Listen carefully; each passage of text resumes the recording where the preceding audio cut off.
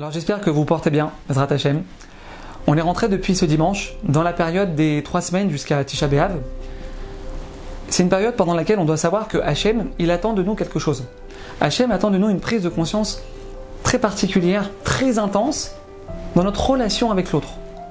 Parce que si le Beth Amikdash a été détruit, mes amis, à cause de nos problèmes relationnels il y a 2000 ans, alors on doit être conscient, mes amis, que la seule chose qui va permettre sa reconstruction, la seule chose qui va déclencher sa reconstruction, c'est quand on va réussir à améliorer et à changer notre relation avec l'autre. C'est pas autre chose.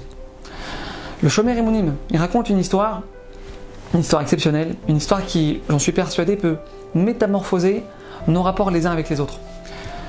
Le Harizal était un jour de passage chez une famille, et juste avant de repartir, le maître de maison va voir le Harizal et lui dit que sa femme, du jour au lendemain, elle a arrêté de tomber enceinte. Plus rien, plus d'enfants. C'est-à-dire qu'ils ont eu des enfants ensemble, et pendant plusieurs années, plus rien.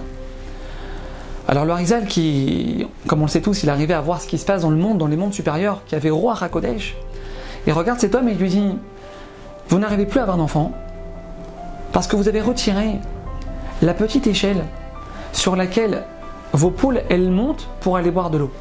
Et là, vos poules, elles ont soif. Et elles ne peuvent pas boire. Et leur cri est monté dans le ciel. Et Hachem, à cause de leur souffrance, il a arrêté de vous donner des enfants. Vos poules, elles sont en train de souffrir en bas. Et bien en haut, ça a fermé des portes. Alors immédiatement, le mari il remet l'échelle à sa place. Et évidemment, très peu de temps après, sa femme est retombée enceinte. Fin de l'histoire. Alors vous allez me dire, mais 2 secondes, quel rapport cette histoire avec les relations humaines, Beth Amikdash, Tisha B'Av?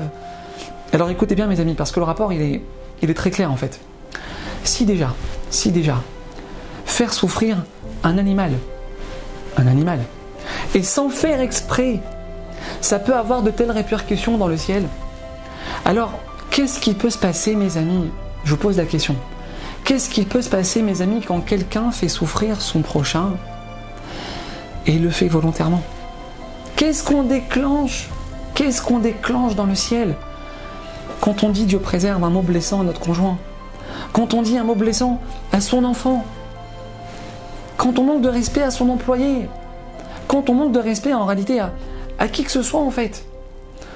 Alors mes amis, pendant ces quelques jours jusqu'à Tisha B'Av, venez on essaye ensemble de faire attention à ça. Venez on essaye ensemble de faire attention aux mots qu'on va sortir de notre bouche, aux répercussions que nos mots peuvent avoir sur notre entourage, au moins jusqu'à Tisha B'Av. Et avec l'aide d'Hachem, j'en suis sûr, on va tous y arriver. À bientôt.